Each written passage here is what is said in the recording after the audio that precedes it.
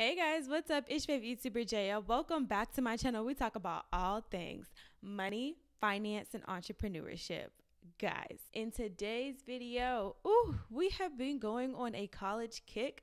Should you be going to college? Is college a scam? What degree should you get? And as we are going on our college marathon, the United States government announces that they are going to be giving out student loan forgiveness. Now, I have multiple different opinions about that, especially because on one hand, I understand the economic repercussions of student loan forgiveness, but then I also feel like I have no right to complain because I also might be getting the student loan forgiveness. And so there's a lot of different things going on, and we're going to unpack all of that in this video. So the government has announced that they will be doing student loan forgiveness, meaning they will be giving out up to $20,000 in student loan forgiveness if you have Pell Grants, and up to $10,000 in student loan forgiveness if you don't have Pell Grants. In order to qualify for the student loan forgiveness, you have to be earning less than $125,000 as a single person, or up to $250,000 if you're married. So the average qualifying American is going to be getting half, or at least a third,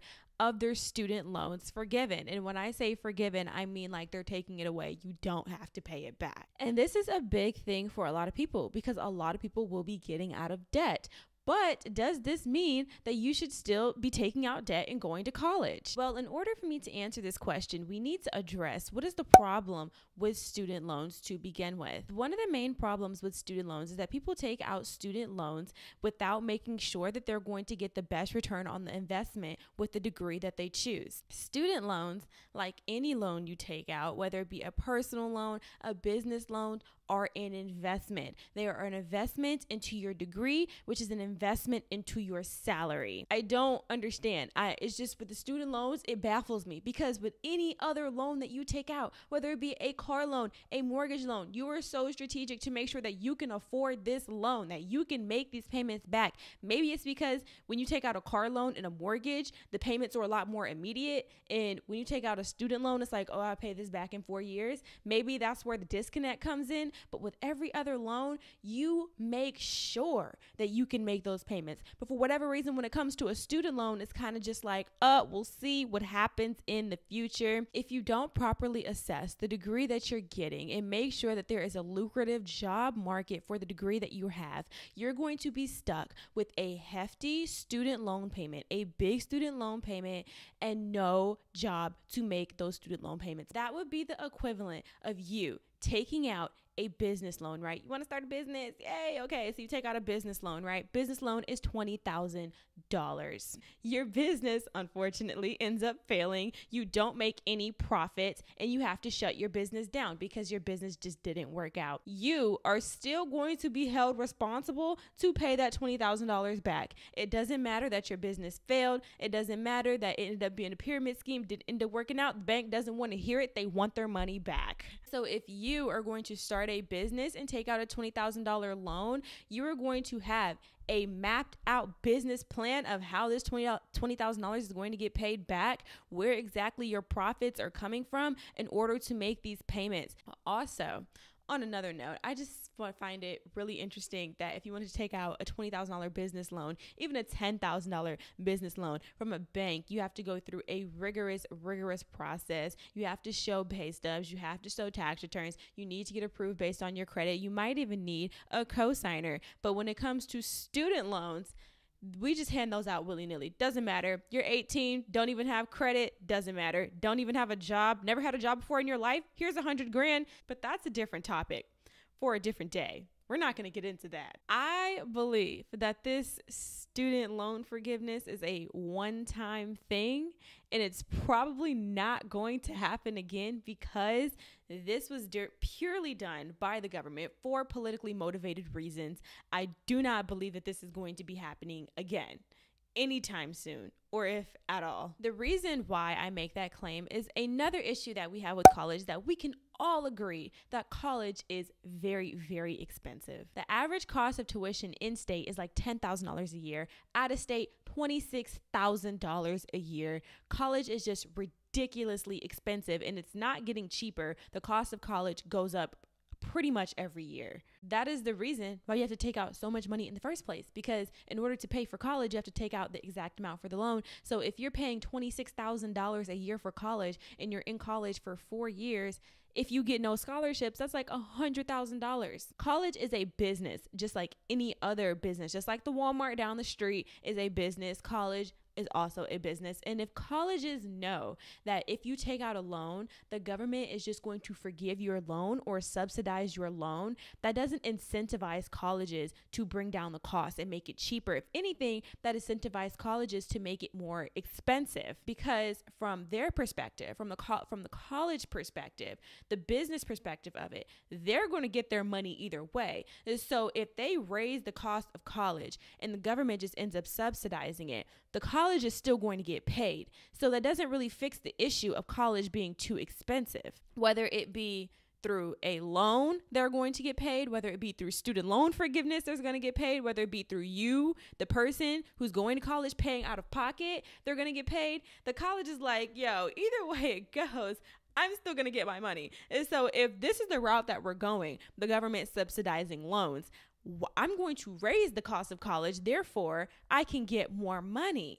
So if that's the case, why would they lower the cost of college? If anything, this student loan forgiveness is just going to make the cost of college more expensive, which doesn't address the actual problem, which is the fact that college is very expensive and unaffordable for most. A lot of times, like I've said in previous videos, depending on what degree you choose for college will determine what type of job that you have. And a lot of times, a lot of the degrees that you have at college universities don't necessarily translate into you getting a good job. And if you don't properly think through what exactly it is that you want to do, you're going to end up paying for something that you don't need. That was my case when I decided to go to college. My college plan was to go to community college for 2 years and then transfer to the University of Southern California and get a degree in business administration and entrepreneurship. The reason why I wanted to do that, as per every introduction of my YouTube videos, I really wanted to be an entrepreneur. I wanted to start my own business. I knew that since I was in high school. Give me something and I'll sell it. Okay, like that was my main focus when I went to college. But as I started to do more research on becoming an entrepreneur, and as I started to do more research on how to start your own business, I started to realize that going to college to become an entrepreneur defeats the whole purpose of becoming an entrepreneur. However, with all of that being said, while I was in college for a year, I did have to take out a student loan. I took out a student loan of $3,500 to cover the cost of the entire year that I was in college. I don't know. I haven't even looked into it. Student loans have been on pause for like almost 2 years. So that has been the least of my concerns. But from my understanding, I took out a student loan of $3,500. And even though I dropped out of college, even though I was like, you know what, I tried it, it's not for me, I'm gonna do something else, I still have to pay the $3,500 back. And that's also like another thing that really gets me about college. There is no return policy. There is no try it, see if you like it, return it, 30-day free trial. Nope. Target return policy. Even if it's broken, you can bring it back and you'll get your money back. Nope. If you take out this money, if you go to college, you have to stick with it and you will be liable to pay back every single penny that you took out, even if you don't like it. Now, to the burning question, will my student loans be forgiven? I did a little bit of research, and according to the government's plan, my student loans will be forgiven under this new government student loan forgiveness program. However, there's always a possibility that the government can be like, you know what, never mind, we're not going to do it, sorry. So if that were to happen, I already have a plan in place of how I plan on paying off my student loans, because if I took out the loan, I am responsible to pay it back. I completely understood that while I was in college. I just wish I would have thought about what exactly it is that I wanted to do before I went to college, because $3,500, I know that there's people watching this video like, $3,500? Are you kidding me? My student loan was $40,000. Good for you, hun. Good for you. But $3,500 is still a lot of money. That's $3,500 that could be in my savings account. That's $3,500 that I could be investing into my YouTube channel. That's $35,000. That's $3,500 that I could be putting anywhere but here. So under the government's plan, you get up to $10,000 forgiven. My student loan is $3,500. So my entire student loan would be forgiven. However, I wouldn't take this as a recommendation to go to college just because the government might forgive your student loans, because even at the end of the day, $20,000 on the high end is a lot, but that doesn't cover the entire cost of an average degree. So you're still going to be left with at least half of that to pay. So it is extremely important that you are strategic about the degree that you choose, that you don't just choose a degree in something because you're interested in it, because you're passionate in it, because you think that it'd be fun, because you think that it'd be easy. It is important that you choose a degree that you know will translate into you getting a good job so you can get the best return on your investment when it comes to your salary. Especially because this is just me. This is just Jaya's thoughts. I really don't think that this is going to happen again. I really think that this is a one-time thing. Could I be absolutely wrong? Sure. Could this happen again in the next 5 years? Absolutely, but I doubt it. I really doubt it, but I'm always willing to be wrong. So the question still stands. Should you go to college? I believe that is up to you and the degree that you choose. If you choose a degree that you know will translate into a good job, such as STEM, science, technology, engineering, and mathematics, law, or medicine, sure, go ahead, go to college, get that degree and that $200,000 salary when you get that job. You know what I'm saying?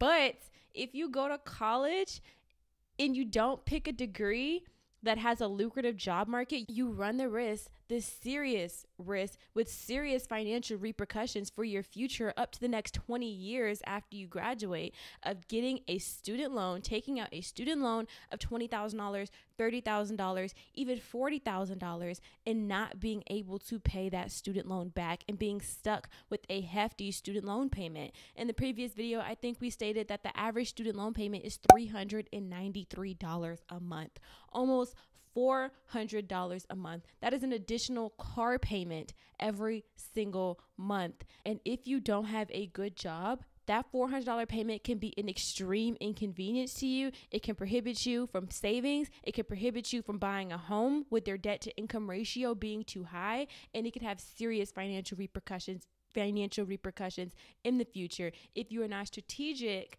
and smart about the degree that you choose. Thank you so much for watching today's video. Please let me know in the comments down below. I want to know, do you qualify for student loan forgiveness? Did you take out a private loan at a bank and because of that you don't qualify for student loan forgiveness? Let me know in the comment section down below. I would love to know. That would be so interesting. Make sure you give this video a thumbs up. Make sure you comment down below and make sure you subscribe. We're talking about student loan forgiveness, return on our investments, degrees. The party is over here. We are having fun over here. Make sure you subscribe. And in the meantime, stay strong. Bye, guys.